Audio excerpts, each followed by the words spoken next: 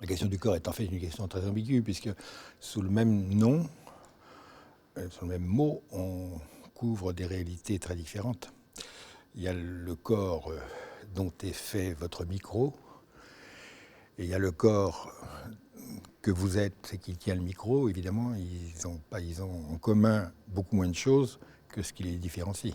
L'hôpital, la politique de la santé, est victime de cette ambiguïté, puisque d'une part, le corps est une chose comme les autres, qu'on traite comme un corps dont il faut rétablir les fonctions chimiquement, physiquement, mécaniquement, etc. Et d'autre part, c'est le corps d'un vivant. Et d'un humain, on ne sait pas exactement ce que ça veut dire, mais on sait au moins que ça veut dire que ce n'est pas seulement un corps inanimé. Et c'est cette ambiguïté qui fait toute la question. Alors évidemment, si on considère le discours philosophique et l'histoire du discours philosophique, il est tout à fait représentatif de cette ambiguïté.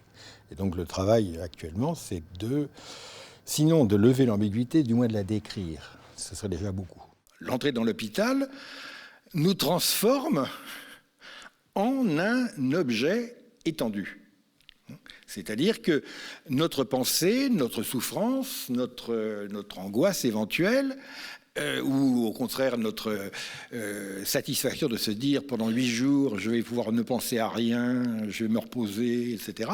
Tous ces états d'esprit, ces états d'âme, ils sont annulés. Le médecin n'en tient pas compte et nous sommes priés de les garder dans une sphère extrêmement privée de tout cela. Et nous n'allons qu'être la quasi-machine dont va s'occuper, on peut espérer avec compétence, et heureusement c'est souvent le cas, avec compétence et bienveillance, le personnel médical. À ce moment-là, nous sommes transformés en un objet étendu. Nous sommes dans une situation de dualisme cartésien. Et quand nous serons traités, nous ferons comme M. Chirac aujourd'hui, nous retournerons chez nous, et pour ce faire, nous retrouverons notre pensée, et nous serons à nouveau d'un dualisme complet. C'est notre situation.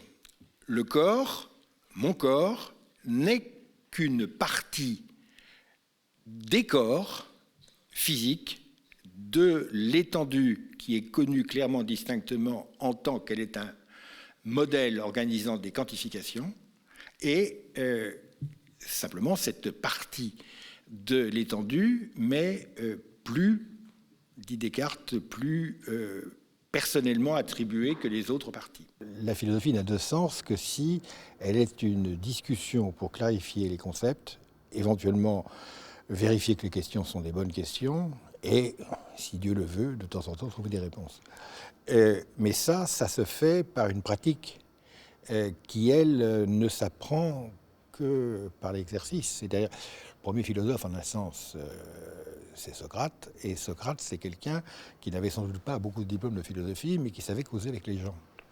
Et il est intéressant de voir qu'il y a un autre exemple de quelqu'un qui provoquait des mouvements de foule et des mouvements d'opinion et des retournements de position en parlant et en retournant la question des autres. C'était le Christ. Le Christ, c'est pareil. Il est très socratique, ou, comme disaient les premiers pères de l'Église, c'est Socrate qui était très christique par avance. C'est-à-dire, quelqu'un arrive, il lui pose une question, et au lieu de répondre à la question, il retourne la question.